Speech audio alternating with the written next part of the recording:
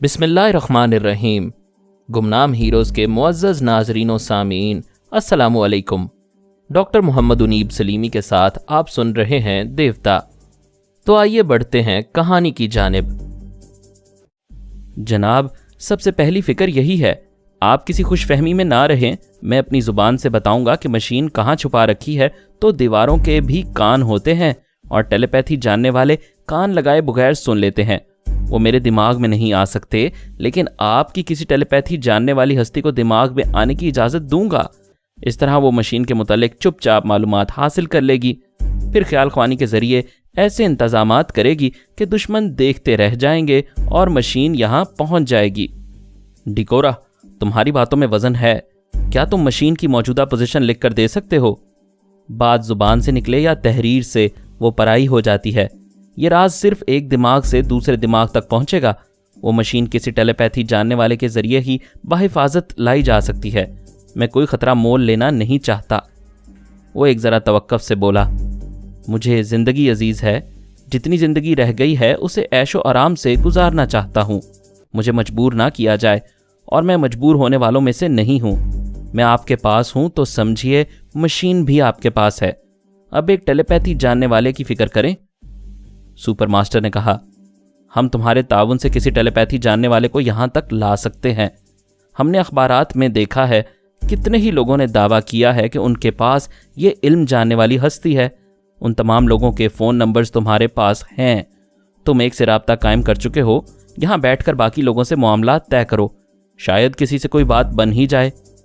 میں آپ کی ہر خدمت کے لیے تیار ہوں، لیکن اب تم ڈیکورا کی حیثیت سے نہیں، میرے نمائندے بن کر بات کرو گے۔ یہ میری خوش نصیبی ہے۔ اس نے آرام سے بیٹھ کر ایک فون نمبر ڈائل کیا۔ اس فون کے ساتھ ایک بڑا سا اسپیکر منسلک تھا۔ سپر ماسٹر دور کیبن میں بیٹھ کر دوسری طرف سے ہونے والی گفتگو سن سکتا تھا۔ دوسری طرف سے کسی نے پوچھا، ہیلو، کیا تم مشین کے متعلق گفتگو کرنا چاہتے ہو؟ ڈیکورا نے کہا، ہاں میں وہی ہوں، پلیز ذرا ہولڈ کیجئے۔ تھوڑی دیر بعد آواز سنائی دی، ہیلو، میں ماسک مین بول رہا ہوں۔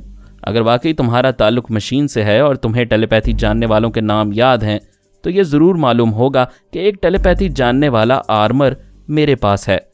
مجھے معلوم ہے، ماسک مین نے کہا۔ میں نے اپنا تعارف کروایا ہے، تم اپنا تعارف کراؤ۔ میں سپر ماسٹر کا نمائندہ ہوں۔ آپ کو یہ خوشخبری سنانا چاہتا ہوں کہ ٹرانسفارمر مشین ہمیں واپس مل گئی ہے۔ میں سپر ماسٹر کو مبارکباد دیتا ہوں۔ فی الحقیقت ہم دو سپر پاورز ہیں۔ ایک سپر پاور کے پاس ٹیلی پیتھی جاننے والا آرمر ہے، دوسری سپر پاور کے پاس ٹرانسفارمر مشین ہے۔ یعنی ہمیشہ کی طرح ہمارے درمیان طاقت کا توازن ہے۔ آئندہ بھی یہ توازن برقرار رکھنے کے لیے ہم ایک دوسرے کے کام آ سکتے ہیں۔ ہم کس طرح ایک دوسرے کو فائدہ پہنچا سکتے ہیں؟ سیدھی سی بات ہے، کسی غیر جانبدار علاقے میں سپر ماسٹر وہ مشین لائے گا، میں آرمر کو لے کر آؤں گا۔ اس مشین کے ذریعے میرے کچھ آدمی اور سپر ماسٹر کے کچھ آدمی ٹیلی پیتھی کی صلاحیتیں حاصل کریں گے۔ اس کے بعد مشین کے دو حصے کیے جائیں گے۔ ایک حصہ میں لے جاؤں گا تاکہ سپر ماسٹر مکمل مشین کے ذریعے ٹیلی پیتھی جاننے والوں کی فوج نہ بنا لے۔ ہم آدھی مشین تو کیا، اس کا ایک پرزہ بھی کسی کے ہاتھ نہیں لگنے دیں گے۔ تمہاری کوئی شرط منظور نہیں ہے۔ ہمیں اور بھی ٹیلی پیتھی جاننے والے مل سکتے ہیں۔ بے شک تم سپر پاور ہو، اب سپر ماسٹر ٹیلی پیتھی کے ذریعے تم سے زیادہ طاقتور بننے والا ہے۔ ڈیکورا نے رابطہ ختم کر دیا۔ اس کے بعد اسرائیلی ایجنٹ سے رابطہ قائم ہوا۔ جب اسے یہ معلوم ہوا کہ مشین سپر ماسٹر کے پاس ہے تو اس نے خوش ہو کر کہا، یہ تو ہمارے گھر کی بات ہو گئی۔ امریکیوں اور یہودیوں کا جنم جنم کا گٹھ جوڑ ہے۔ ہم اپنی ٹیلی پیتھی جاننے والی کو نیو یارک لائیں گے، اس کے ذریعے ہمارے اور تمہارے چند آدمی ٹیلی پیتھی۔ ڈیکورا نے بات کاٹ کر کہا، مزید کچھ کہنے کی ضرورت نہیں، ہم جانتے ہیں شیبا تمہارے پاس ہے۔ شیبا کو نیو یارک بلانے کا مطلب ہے ہم فرہاد کو اپنے سر پر مسلط کر لیں گے۔ سوری، ہم یہ خطرہ مول لینے کے لیے تیار نہیں۔ اس نے مزید کچھ کہے سنے بغیر رابطہ ختم کر دیا۔ پھر سپر ماسٹر سے کہا، جیسا کہ سبھی جانتے ہیں، مورینا نے اپنی ایک بہن کے دماغ میں بھی ٹیلی پیتھی کی صلاحیتیں منتقل کروائی تھیں۔ اس کی بہن کا نام تنانا ہے۔ ایک نامعلوم پارٹی نے دعویٰ کیا ہے کہ تنانا ان کے پاس ہے۔ معلوم ہوتا ہے یہ لڑکی حالات کی ماری ہے اور ایسی ویسی پارٹی کے ہاتھ لگ گئی ہے۔ اگر ہمارے ہاتھ آ جائے تو کسی خطرناک تنظیم سے معاملات طے کرنے کی ضرورت نہیں پڑے گی۔ سپر ماسٹر نے کہا، ऐसी बात है तो वक्त ज़ाया ना करो, फ़ौरन उससे बात करो। उसने राब्ता कायम किया, फिर कहा, मैं मशीन वाला हूँ, तुम तनाना की बात करो। दूसरी तरफ से कहा गया, हमने माल के सिलसिले में साफ तौर पर अखबारात में लिख दिया था, टेलीपैथी जानने वाली तनाना हमारे पास है, तुम जहाँ मशीन लाओगे वहाँ हम तनाना को ले आएंगे। उसकी आवाज़ सुनते ही इधर तनाना ने ख्याल ख्वानी की परवाज़ की, उसके दिमाग में पहुंची। उसने फ़ौरन सांस रोक ली। ये फ़ौरन डी कोरा के पास आ गई। वो सांस रोकने वाला कह रहा था, मुझसे चालबाजी हो रही है, तुम्हारे पास मशीन हो या ना हो मगर टेलीपैथी जानने वाली एक हस्ती ज़रूर मौजूद है, तुम झूठा इश्तिहार देकर हमें ट्रैप करना चाहते हो। डी कोरा ने नागवारी से पूछा, यह क्या बकवास है? बकवास तुम करते हो, क्या अभी तुम में से किसी ने ख्याल ख्वानी नहीं की? अगर मैं सांस ना रोकता तो तुम लोग मेरी असलियत मालूम कर लेते।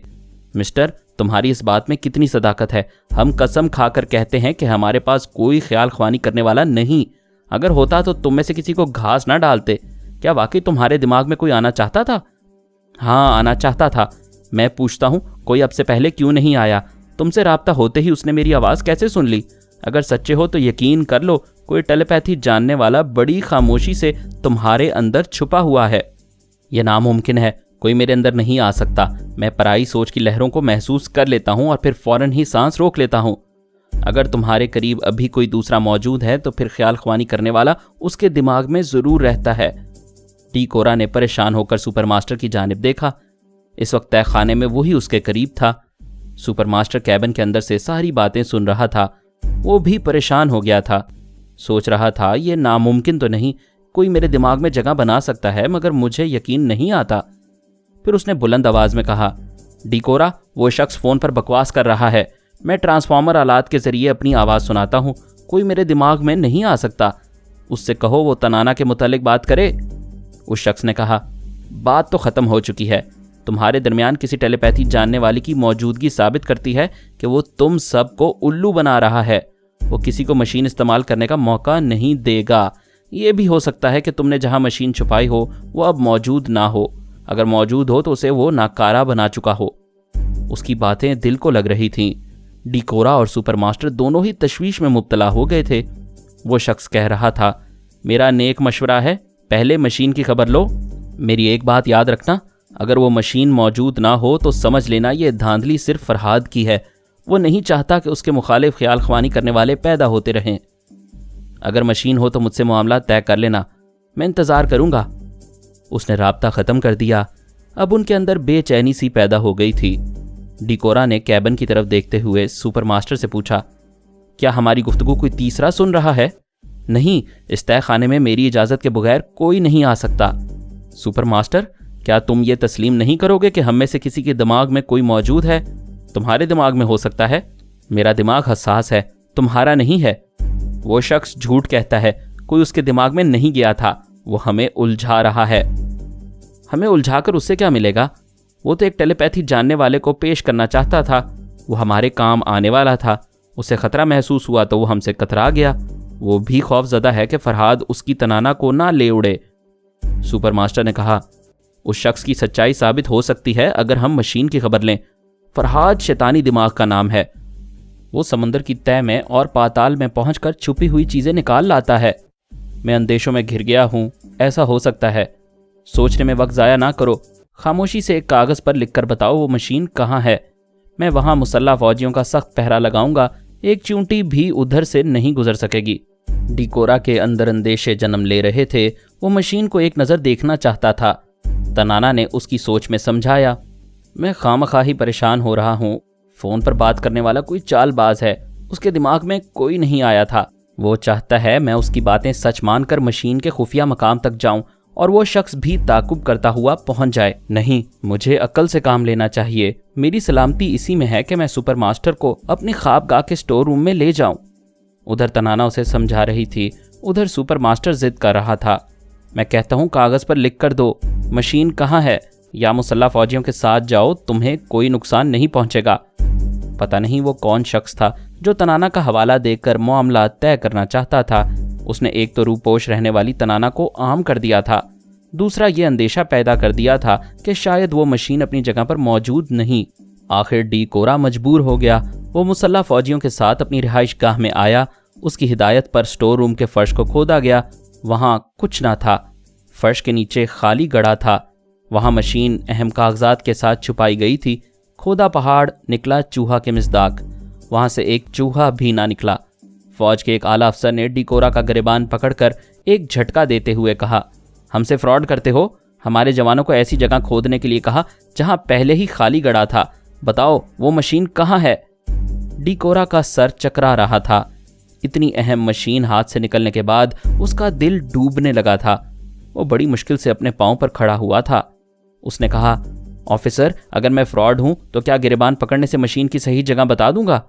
افسر نے فوراً ہی اسے چھوڑ دیا، پھر کہا، تمہاری سلامتی اسی میں ہے کہ ہمارا وقت ضائع نہ کرو، ہمیں مشین تک لے چلو۔ میں بھی یہی مشورہ دیتا ہوں، اپنا وقت ضائع نہ کرو، مجھے سپر ماسٹر کے پاس لے چلو۔ اسے پھر اسی تہہ خانے میں لایا گیا۔ اس بار مزید 3 افسران تھے۔ جیسا کہ میں پہلے بیان کر چکا ہوں، اس تہہ خانے کے 4 انچارجز ہوتے تھے۔ پہلا سابقہ سپر ماسٹر جنرل ڈیکورا، کرنل جم اور میجر برائٹ تھے۔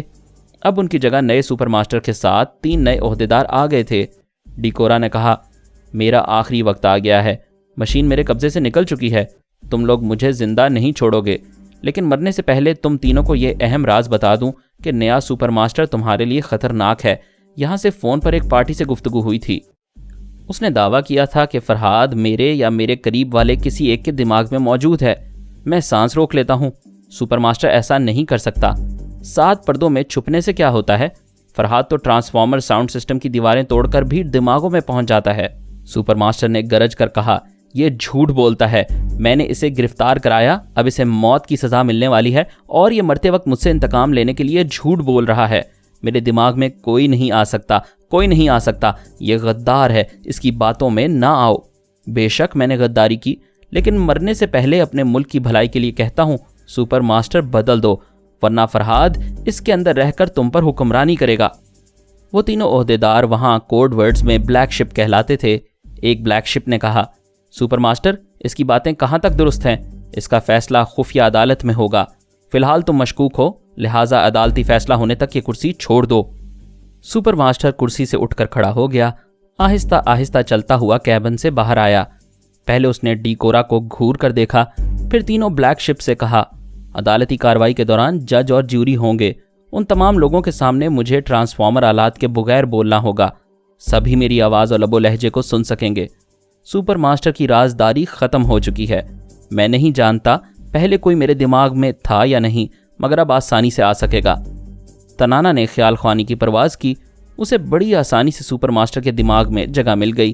وہ میرے پاس آ کر ہنستے ہوئے بولی، اس نامعلوم شخص نے میرے نام کا اخبارات میں حوالہ دیا، مجھ سے دشمنی کی، مگر ایک طرح سے دوستی بھی کی۔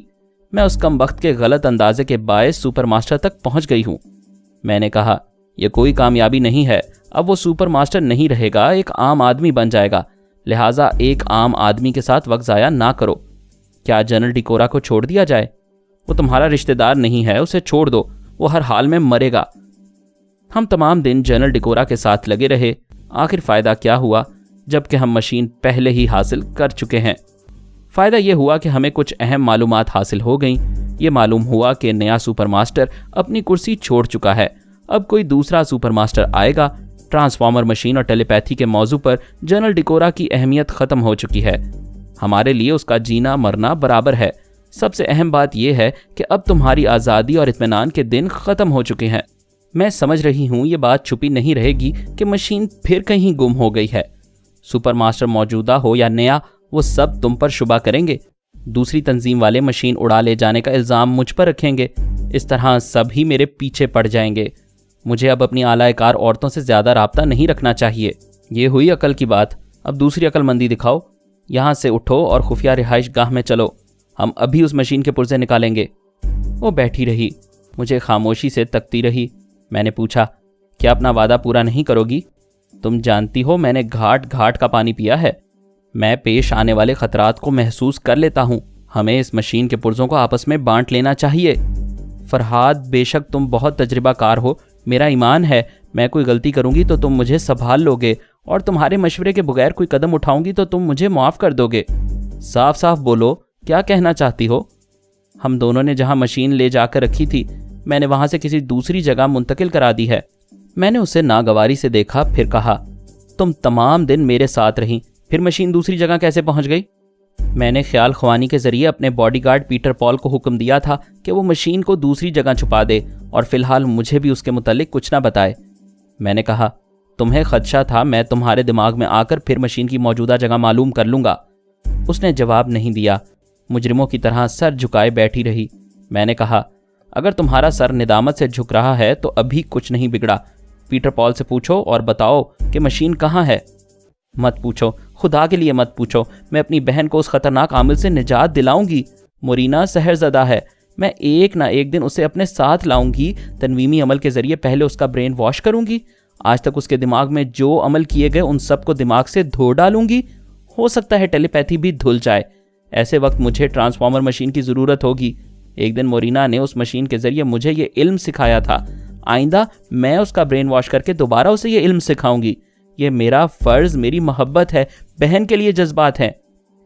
خدا کے لیے ہم بہنوں کے راستے میں نہ آؤ، اس مشین کے حصول سے باز آ جاؤ۔ میں نے اپنی جگہ سے اٹھ کر کہا، میں تم بہنوں کے راستے میں نہیں آؤں گا، لہٰذا مجھے جانا چاہیے۔ وہ فوراً ہی اٹھ کر گلے کا ہار بن گئی۔ اس کا مطلب یہ تو نہیں ہے کہ تم مجھے چھوڑ کے چلے جاؤ؟ تنانا، تمہارے حسن و شباب کا جادو سر چڑھ کر بول رہا تھا۔ میں یہ بھول گیا تھا کہ تم دونوں بہنوں کی رگوں میں ایک ہی خون دوڑ رہا ہے۔ آج تم نے مشین کے لیے فریب دیا، کل اپنی بہن کی طرح محبت کے سلسلے میں بھی فریب دے سکتی ہو۔ نہیں، کبھی نہیں، میں مر جاؤں گی مگر تمہارے سوا کسی کو منہ نہیں لگاؤں گی۔ مجھے غلط نہ سمجھو، مجھ پر مورینا کی محبتوں کا قرض ہے، ایک بار یہ قرض اتار لینے دو۔ میں ایک بار اس کے کام آؤں گی، پھر اسے اپنے ساتھ وفاداری اور ایمانداری سے رہنے پر مجبور کروں گی۔ اگر وہ مان جائے گی تو یہ میری خوش نصیبی ہوگی، اگر پھر غلط راستے پر جائے گی تو میں صبر کر لوں گی۔ آئندہ کبھی اس کی حمایت نہیں کروں گی۔ پلیز فرہاد، مجھے غلط نہ سمجھو، تمہاری نظروں میں یہ میری غلطی ہے، صرف اسی ایک غلطی کو معاف کر دو۔ میں بہن کے لیے تمہارے جذبات کی قدر کرتا ہوں، یہی بات تم پہلے بھی کہہ سکتی تھی، لیکن پہلے تم نے دھوکہ دیا۔ تمہیں یقین تھا کہ تم اپنی من مانی کرنے کے بعد معافی مانگو گی تو میں معاف کر دوں گا، خوش ہو جاؤ کہ میں نے معاف کر دیا ہے۔ وہ بے یقینی سے بولی، کیا سچ کہہ رہے ہو؟ صورت سے تو تم ناراض لگتے ہو۔ میں نے مسکراتے ہوئے کہا، تم سے کیسے ناراض ہو سکتا ہوں؟ تم نے تو بڑا زبردست سبق سکھایا ہے کہ عورت کی محبت اور وفاداری کی قدر کرنی چاہیے، لیکن وہ چاہے کتنی ہی وفادار ہو، اس پر اندھا اعتماد نہیں کرنا چاہیے۔ دیکھو، آخر ناراض ہوئے نا، اب مجھ پر بھروسہ نہیں کرو گے؟ صاف صاف بات ہے، مرتے دم تک کسی عورت پر بھروسہ نہیں کروں گا۔ میں پھر بھی تم سے پیار کرتی رہوں گی، تم پر جان دیتی رہوں گی۔ میں تمہاری مہربانیوں کا شکریہ ادا کرتا رہوں گا۔ ناراض ہو کر تو نہ جاؤ۔ میں دنیا سے نہیں جا رہا ہوں، ضرورت ہو تو آواز دے دینا، چلا آؤں گا۔ میں نے ایک جھٹکے سے خود کو چھڑایا، تیزی سے چلتا ہوا دروازے تک آیا، پھر پلٹ کر کہا، میں نے ابھی دعویٰ کیا تھا کہ میں گھاٹ گھاٹ کا پانی پی چکا ہوں، مگر آج کہتا ہوں، عورت کے گھاٹ سے پینے والا نہ دین کا رہتا ہے نہ دنیا کا۔ آج فرہاد علی تیمور مشین کے سلسلے میں تم سے دھوکہ کھا کر جا رہا ہے۔ یہ کہتے ہی میں نے کمرے سے نکل کر دروازے کو زوردار آواز سے بند کیا، اس کی رہائش گاہ سے باہر آیا، غصے سے کار میں بیٹھ کر اسے سٹارٹ کیا، پھر ڈرائیو کرتے ہوئے احاطے سے باہر نکل آیا۔ اس کے بعد مین روڈ پر پہنچتے ہی مسکرانے لگا۔ اس میں کیا شک ہے، میں نے صرف گھاٹ گھاٹ کا پانی نہیں پیا، دوسروں کو بھی پلایا ہے۔ جب میں نے تنانا کے ساتھ اس مشین کو ایک رہائش گاہ میں منتقل کیا تھا، تبھی اس سے نظر بچا کر 2 اہم پرزے نکال لیے تھے۔ وہ دونوں پرزے دریائے مسوری کی تہ میں ہوں گے۔ طیارہ بادلوں کے دوش پر پرواز کر رہا تھا۔ غلام باقی آرام سے ایک سیٹ پر بیٹھا ہوا تھا۔ ایئر ہوسٹس نے اس پر جھکتے ہوئے مسکرا کر پوچھا، تمام مسافر پی رہے ہیں، تم پیاسے کیوں ہو؟ غلام باقی نے حسین ہوسٹس کو ناگواری سے دیکھتے ہوئے کہا، میں صرف شراب نہیں، شباب سے بھی پرہیز کرتا ہوں، ذرا فاصلہ رکھ کر بات کرو۔ وہ اوں کہہ کر چلی گئی۔ میں نے اسے مخاطب کیا، باقی میرے آقا۔ وہ ایک دم سے سیدھا ہو کر بیٹھ گیا۔ ایک مورینا کے چلے جانے سے تم مسکرانا بھول گئے ہو۔ میں کیا کروں، مجھے عورتوں سے سخت نفرت ہو گئی ہے۔ کیا میں بھی رسونتی اور سونیا سے نفرت کرنا شروع کر دوں؟ میرے آقا، یہ آپ کیا فرما رہے ہیں؟ آپ کی تمام چاہنے والیاں محبت اور وفا کی دیویاں ہیں۔ یعنی تم مانتے ہو کہ عورتوں میں محبت اور وفا ہوتی ہے، سبھی مورینا جیسی نہیں ہوتی؟ مانتا ہوں میرے آقا، آئندہ کسی عورت سے نفرت نہیں کروں گا، ہمیشہ خوش دلی سے مسکرا کر بات کروں گا، لیکن کسی سے دل لگانے کی حماقت نہیں کروں گا۔ یہ تمہاری مرضی ہے، لیکن ہر حال میں خوش مزاجی لازمی ہے۔ آپ کو حکم سر آنکھوں پر۔ آپ نے یہ نہیں بتایا مجھے امریکہ پہنچ کر کیا کرنا ہے۔ وہاں کن حالات سے گزرنا ہے، کچھ معلوم ہو جائے تو میں ذہنی طور پر پہلے سے تیار رہوں گا۔ مورینا امریکہ میں ہے۔ شاباش، تم مورینا سے کوئی دلچسپی نہیں رکھو گے، لیکن اس کے دیوانے کی ایکٹنگ تو ضرور کرو گے۔ ضرور کروں گا، اس کا مقصد بتا دیجئے۔ جس نے مورینا کو اغوا کیا ہے وہ تمہیں کینزس سٹی میں دیکھ کر بدک جائے گا۔ مورینا ابھی اس کے لیے جان سے زیادہ قیمتی ہے۔ وہ نہیں چاہے گا کہ تم جواباً اسے اغوا کرو۔ وہ تمہیں نقصان پہنچانے کے لیے براہ راست یا بالواسطہ ٹکرائے گا۔ میں چاہتا ہوں اپنے بل سے نکلے اور میری نظروں میں آ جائے۔ سمجھ گیا، میں وہاں پہنچ کر مورینا مس امریکہ کے لیے آہیں بھروں گا۔ تمہیں لنڈن ایئرپورٹ پر مورینا کی بہت سی تصویریں ملیں گی۔ تم کینزس سٹی کے ہوٹلوں اور گلیوں میں وہ تصویریں دکھا کر اس کا پتہ ٹھکانہ پوچھا کرو گے۔ اس بلا کی تصویریں مجھے چپتی رہیں گی، مگر میں اپنے پاس رکھوں گا۔ کیا مجھے لندن پہنچ کر جہاز سے اترنا ہوگا؟ نہیں، ایک بین الاقوامی شہرت رکھنے والا جاسوس منگل پانڈے تل ابیب سے لندن پہنچ چکا ہے۔ وہاں سے وہ تمہارے ساتھ امریکہ تک سفر کرے گا اور تمہیں مورینا کی تصویریں دے گا۔ یہ منگل پانڈے اپنا آدمی ہے، اپنا خاص آدمی ہے، بس دیکھنے کی چیز ہے۔ اسے تمہاری تصویر دکھائی گئی ہے، وہ تمہیں مورینا کی تصویریں دیکھ کر اجنبی بن جائے گا۔ میں جا رہا ہوں، ذرا دیکھوں وہ انٹرنیشنل جاسوس کیا کر رہے ہیں۔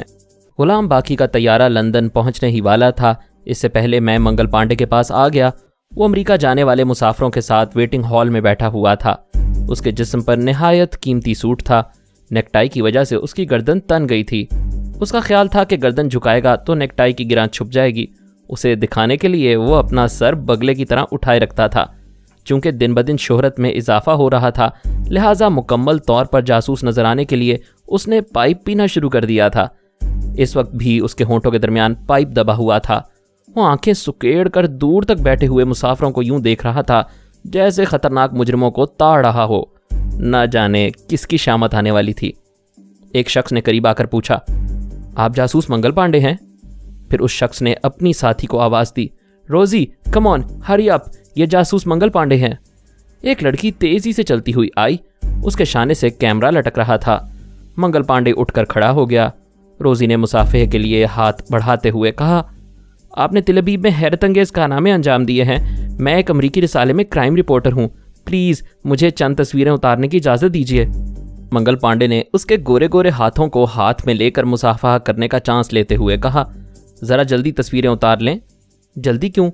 وہ سرگوشی میں بولا، کسی سے نہ کہنا، میں ایک بین الاقوامی مجرم کا پیچھا کر رہا ہوں۔ میں کسی سے نہیں کہوں گی۔ وہ کیمرہ سنبھال کر تصویریں اتارنے لگی۔ دائیں بائیں سے دوسرے لوگ بھی تصویریں اتارنے لگے۔ ویٹنگ ہال میں چرچا ہو رہا تھا کہ جاسوس منگل پانڈے وہاں موجود ہے۔ وہ دراصل کسی مجرم کا پیچھا نہیں کر رہا تھا، یوں ہی دھونس جمانے کے لیے کہہ رہا تھا۔ بھلا ایک لڑکی کے پیٹ میں یہ بات کیسے رہتی؟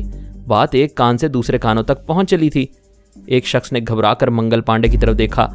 وہ سوچ بھی نہیں سکتا تھا کہ اتنے کامیاب میک اپ کے باوجود ایک ہندوستانی جاسوس اسے تاڑ لے گا۔ مجرم ٹونی بیکر بدنام زمانہ اسمگلر اور قاتل تھا۔ اس نے پریشان ہو کر سوچا، کیا منگل پانڈے نے مجھے پہچان لیا ہے یا اس فلائٹ سے کوئی اور مجرم سفر کرنے والا ہے جسے یہ جاسوس تاڑ رہا ہے؟ ٹونی بیکر نے ایسا سوچتے وقت منگل پانڈے کو دیکھا۔ یہ اتفاق ہی صحیح، ٹھیک اسی وقت منگل پانڈے نے پائپ کا کش لے کر دھواں نکالتے ہوئے ٹونی بیکر کو دیکھا۔ میں منگل پانڈے کے دماغ میں تھا۔ اس نے دیکھا ٹونی نے گھبرا کر دوسری طرف منہ پھیر لیا تھا۔ مجھے شبہ ہوا۔ میں نے کہا، پانڈے، میں فرحاد بول رہا ہوں، شاید تمہیں شکار ملنے والا ہے۔ اب تمہارا دماغ جو کہتا ہے وہ کرتے جاؤ۔ اس نے میری مرضی کے مطابق دونوں ہاتھ اٹھا کر تمام فوٹوگرافر سے کہا، مجھ ناچیز کی تصویریں اتارنے والی خواتین و حضرات، تنہا میری تصویر مزہ نہیں دے گی، میں کسی کو اپنے ساتھ لے کر پوز بنوانا چاہتا ہوں۔ وہ بڑی شان سے چلتا ہوا ٹونی بیکر کے پاس آیا۔ وہ پریشان ہو کر کھڑا ہو گیا۔ پانڈے نے کہا، آؤ ہم تصویر بنائیں۔ ٹونی نے ذرا پیچھے ہٹ کر کہا، نہیں، مجھے تصویر اتروانے میں دلچسپی نہیں۔ میں نے پانڈے سے کہا، اسے باتوں میں الجھاؤ۔ پانڈے نے کہا، بھائی تم تو لڑکیوں کی طرح شرما رہے ہو۔ اگر تم معزز شہری ہو تو مجھ جیسے جاسوس کے ساتھ تصویریں اتروانے میں فخر محسوس کرنا چاہیے۔ پھر اس نے فوٹوگرافر سے کہا، ادھر آؤ، ذرا ان کے شرمانے اور کترانے کی تصویریں تو اتارو۔ میں نے کہا، پانڈے، اس کا اصل نام ٹونی بیکر ہے۔ یہ جیلی نام اور پاسپورٹ کے ذریعے سفر کر رہا ہے، میک اپ میں ہے۔ اب تم اپنا کام دکھاؤ۔ فوٹوگرافر ان کی تصویریں اتار رہے تھے۔ منگل پانڈے نے کہا، اب ذرا ٹھہرو، ان صاحب کا میک اپ اتارنے کے بعد کی تصویریں اتاری جائیں گی۔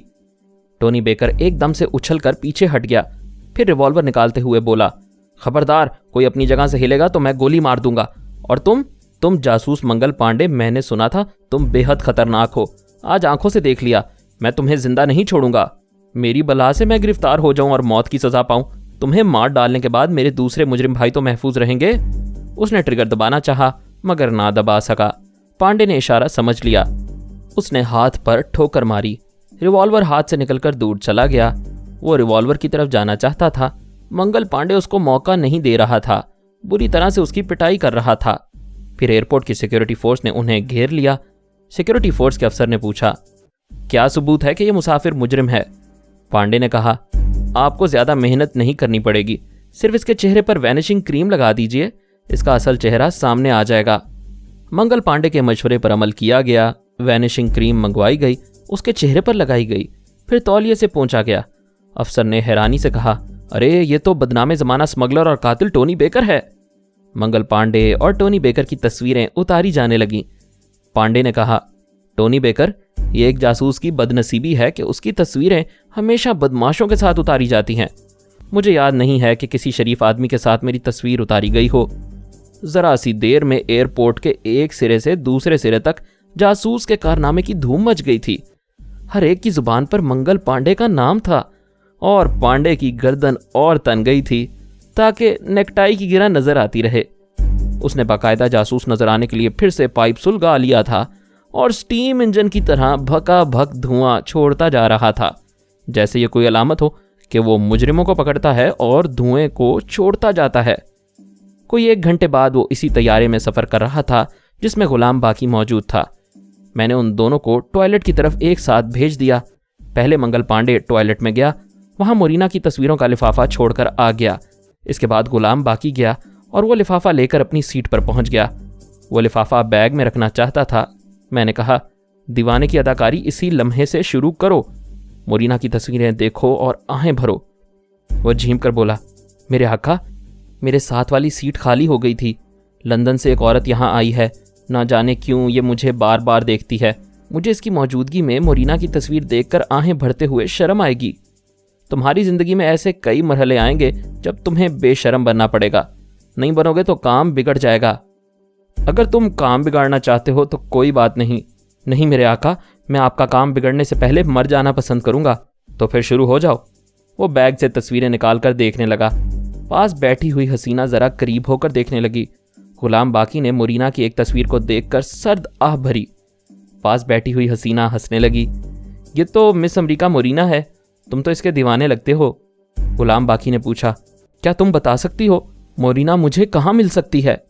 وہ پھر ہنسنے لگی، یہ مس امریکہ کسی ایسی جگہ ہے جہاں پرندہ بھی پر نہیں مار سکتا۔ اس کا مطلب ہے تم جانتی ہو یہ کہاں ہے؟ پورے امریکہ کی پولیس اور نہ جانے کتنے ٹیلی پیتھی جاننے والے سے تلاش کر رہے ہیں، مگر یہ نہیں ملتی۔ اسی مناسبت سے میں نے کہا کہ یہ ایسی جگہ ہے جہاں پرندہ بھی پر نہیں مار سکتا۔ تمہیں کیسے معلوم ہوا کہ خیال خوانی کرنے والے سے تلاش کر رہے ہیں؟ شاید تم اخبارات اور رسالے نہیں پڑھتے۔ مس امریکہ کے متعلق عجیب عجیب سی کہانیاں شائع ہوتی ہیں۔ ہو سکتا ہے ٹیلی پیتھی والی بات محض کہانی ہو، مگر وہ حسین ہے، مس امریکہ ہے۔ اگر ٹیلی پیتھی والے بھی اسے ڈھونڈ رہے ہیں تو یہ کوئی تعجب کی بات نہ ہوگی۔ میں نے کہا، غلام باقی، اس عورت کا تعلق مورینا یا اس کے اغوا کرنے والے سے نہیں ہے۔ وقت ضائع نہ کرو، امریکہ پہنچنے تک نیند پوری کر لو۔ وہ میری ہدایات پر عمل کرنے لگا۔ میں نے اسے خیال خوانی کے ذریعے سلا دیا۔ اس کے پاس بیٹھی ہوئی حسینہ نے کہا، میں نے پڑھا تھا کہ مس امریکہ کسی نیگرو پر مر مٹی ہے، کیا تم وہی نیگرو ہو؟ اسے جواب نہیں ملا۔ وہ نیگرو خراٹے لے رہا تھا۔ نیو یارک پہنچنے پر پریس رپورٹرز اور فوٹوگرافرز نے منگل پانڈے کو گھیر لیا۔ چاروں طرف سے فلیش لائٹس بجلی کی طرح چمکنے لگیں۔ صحافی سوالات کر رہے تھے، آپ نے لندن میں بدنام زمانہ اسمگلر اور قاتل ٹونی بیکر کو میک اپ میں کیسے پہچان لیا؟ منگل پانڈے نے جواب دیا، آپ ایک جاسوس سے ایسے سوالات کر رہے ہیں جیسے کسی کسائی سے پوچھا جائے کہ وہ بھیڑ یا بکری کو کیسے پہچان لیتا ہے۔ اس کا تعلق اسی ٹریننگ سے ہے جو میں نے اپنے بھارت دیش میں حاصل کی ہے۔ کئی رپورٹرز نے سوال کیا، آپ پہلی بار امریکہ تشریف لائے ہیں، کیا یہاں آنے کا کوئی خاص مقصد ہے؟ پانڈے نے کہا، جی ہاں، میں ایک عرصے سے ٹرانسفارمر مشین کا چرچا سنتا آ رہا ہوں۔ میں نے سوچا اس مشین کا قصہ ہی ختم کر دینا چاہیے، لہٰذا میں یہاں آیا ہوں۔ تو اب وہ مشین کسی کے پاس نہیں رہے گی، میں اسے 1 ہفتے کے اندر اندر اپنے ملک ہندوستان لے جاؤں گا۔ ایک نے سوال کیا، کیا آپ کو امریکی سرکار اس بات کی اجازت دے گی؟ پانڈے نے سوال کیا۔ ابھی وہ مشین جس کے قبضے میں ہے، کیا امریکی سرکار نے اسے اجازت دے دی تھی؟ یہ احمقانہ سوال ہے۔ آپ لوگ اس وقت کا انتظار کریں جب وہ مشین میرے ہاتھ آئے گی، اور وہ وقت زیادہ دور نہیں۔ منگل پانڈے کا یہ بیان شام کے اخبارات میں شائع ہوا تو مشین سے دلچسپی رکھنے والی تمام تنظیموں میں ہلچل سی پیدا ہو گئی۔ یہ بیان نئے سپر ماسٹر کے لیے بھی ایک چیلنج تھا کہ ایک ہندوستانی جاسوس کس طرح مشین تک پہنچتا ہے اور کیسے ہندوستان لے کر جاتا ہے۔ مزید اقساط سننے کے لیے ہمارے چینل کا سبسکرائبر بنیں اور ساتھ ہی بیل آئیکن کو کلک کریں تاکہ آپ کو ہر آنے والی نئی ویڈیو کی نوٹیفیکیشن ملتی رہے۔ ہماری ویڈیوز کو لائک اور شیئر کریں اور ہمیں اپنی دعاؤں میں یاد رکھیے گا۔ ISI اور پاک آرمی زندہ باد، پاکستان پائندہ باد۔ ہم پھر ملیں گے انشاءاللہ ایک نئی قسط کے ساتھ۔ تب تک کے لیے اللہ حافظ۔